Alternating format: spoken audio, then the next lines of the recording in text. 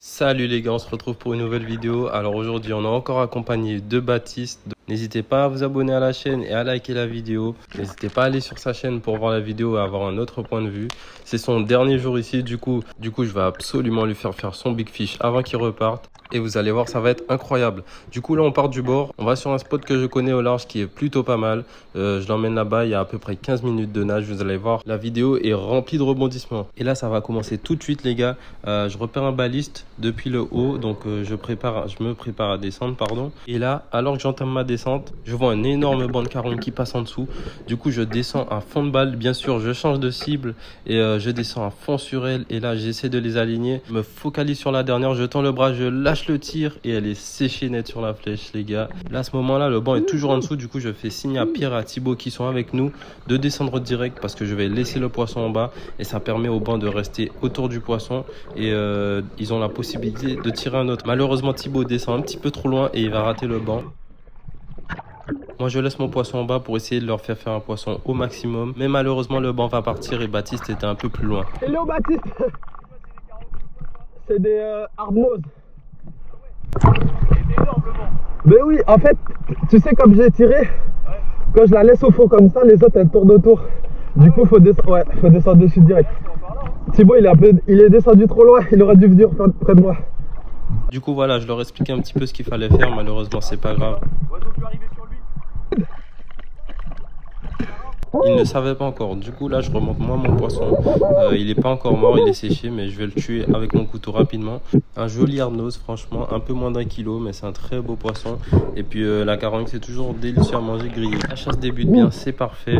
Un poisson au bout de 5 minutes de nage, c'est parfait. Et là je vois Baptiste qui revient, aussi avec un poisson. Il attire un joli coffre, c'est nickel.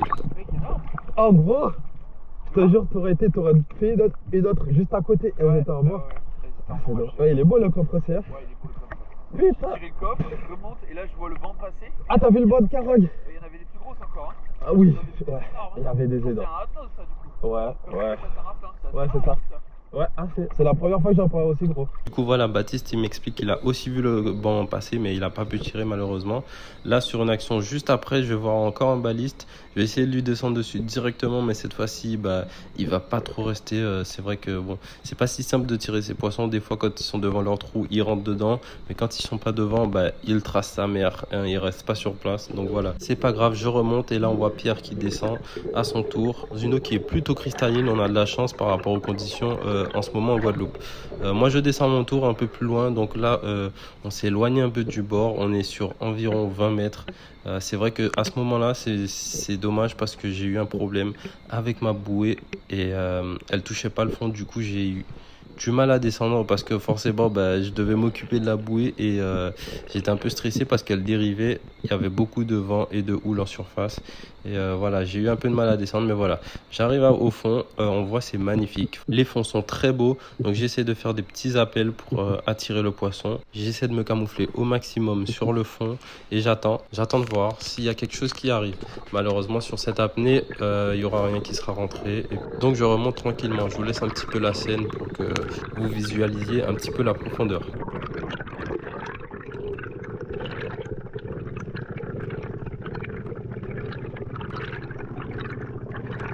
Il y a un petit hasard, tu l'as pas vu?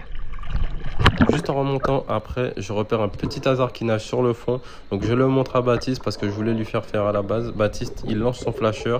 Et là, le hasard remonte à toute vitesse dessus. Donc si vous voulez quelque chose qui marche, franchement, le flasher, c'est une dinguerie. Enfin bref, je dis à Baptiste de le prendre. Au final, il me dit de le prendre. Donc je lâche le tir. Un magnifique tir sur ce petit hasard. Le flasher qui marche nickel. Baptiste qui était descendu au cas où si je le ratais. Ah mec, c'est grâce à toi. Ah mec, je dis pourquoi il monte.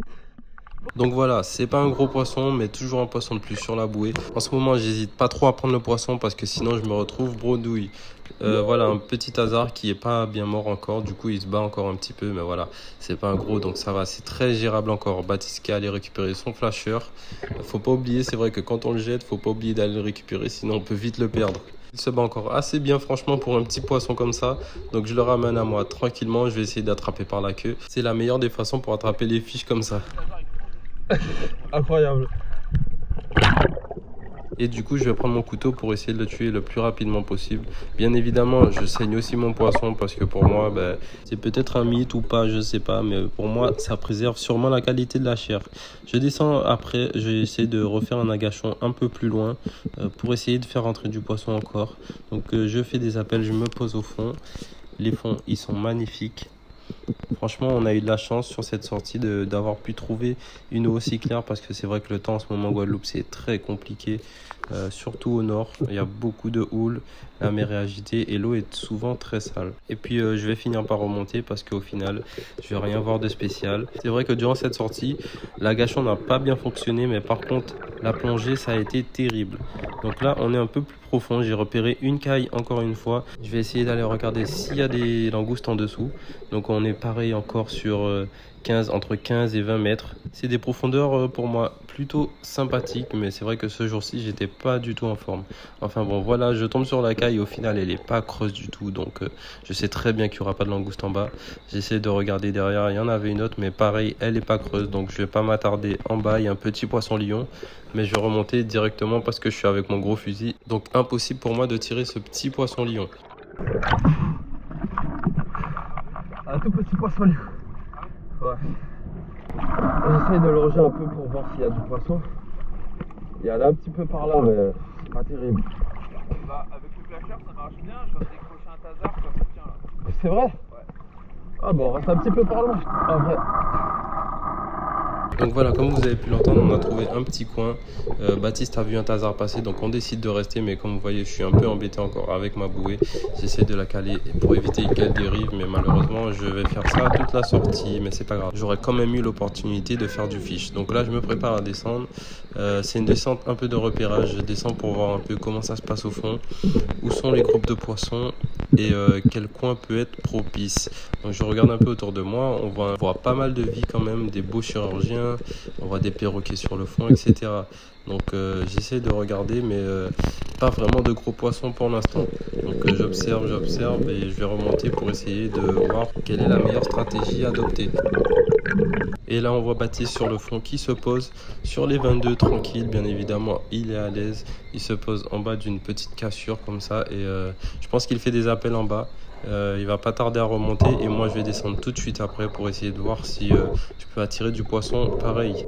Donc là c'est à mon tour, je me pose devant la cassure et je fais des appels en espérant voir venir des tasards, mais c'est pas des tasards qui vont arriver, c'est des anos encore une fois. Donc je vais tendre mon fusil rapidement, je vais prendre le tir et je rate. C'est un magnifique loupé pour le joueur de l'équipe de France et ouais bon, j'ai raté le poisson.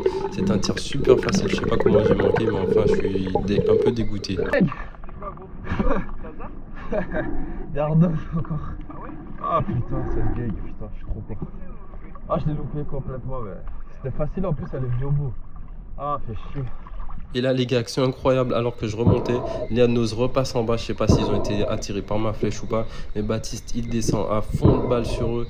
Il descend bien profond en plus, il est descendu très vite à 20 mètres et il va taper son shoot. Et lui il va pas le manquer, il va avoir ce anos sur le fond comme ça. Magnifique tir, magnifique action. Il remonte avec son poisson tranquillement. Moi je reste en haut en surveillance. Et oh, on avait un gros poisson passé par là-bas, je sais pas ce que c'était. Mais bon, Baptiste a eu son poisson, c'est super. J'attends qu'il remonte pour qu'il me raconte son action.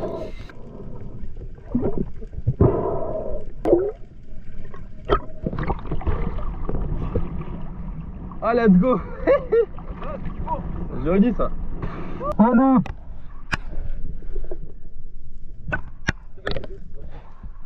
Hein? Je vais taper une descente juste après dans le même style pour essayer de voir si je peux faire revenir les anos. Donc je me pose environ à 18 mètres et je vais faire des appels de gorge pour voir si je peux les faire revenir. Donc j'attends, je me pose au fond, mais malheureusement cette fois-ci ils vont pas revenir pour moi. Ce coup-ci je pense qu'ils ont eu un peu peur après le tir de Baptiste et moi j'ai loupé ma chance, mais c'est pas grave.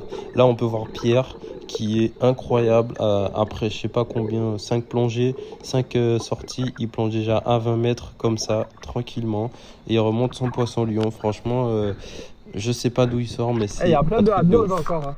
Ah ouais? Tu les vois pas là-bas? T'as vu la vue exacte? Ah ouais putain. Ouais, y en a. Sur le sable là, il y en a. Tu fais 2 appels et elles viennent à chaque fois. Là, ça va aller très vite, les gars. Alors qu'on était en train de parler, je vois 2 coureurs arc-en-ciel qui passent en bas. Je descends à fond de balle sur eux, sur environ 10 mètres. Et je vais essayer d'aligner le tir. Il passe vite. Et mon Dieu, je rate le poisson. Là, j'ai vraiment un seum de fou parce que le poisson était magnifique. Il faisait entre 2-3 kilos. Mais voir des gros coureurs arc-en-ciel comme ça, c'est incroyable. Ah, tu les as pas vus? Ah, des trucs, des coureurs arc-en-ciel. Ah putain, énorme.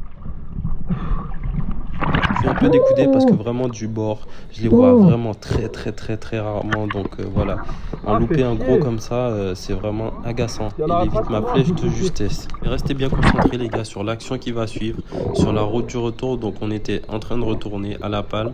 Et là je vois poser sur une motte de sable un pagre énorme. Donc je dis à Baptiste, Pierre et Thibaut de s'arrêter pour éviter que le poisson soit apeuré. Donc là j'ai remarqué qu'il est assez calme sur la motte de sable. Je fais signe à Baptiste de descendre parce que je voulais lui laisser faire son gros fiche. Je vais vous montrer exactement où il est.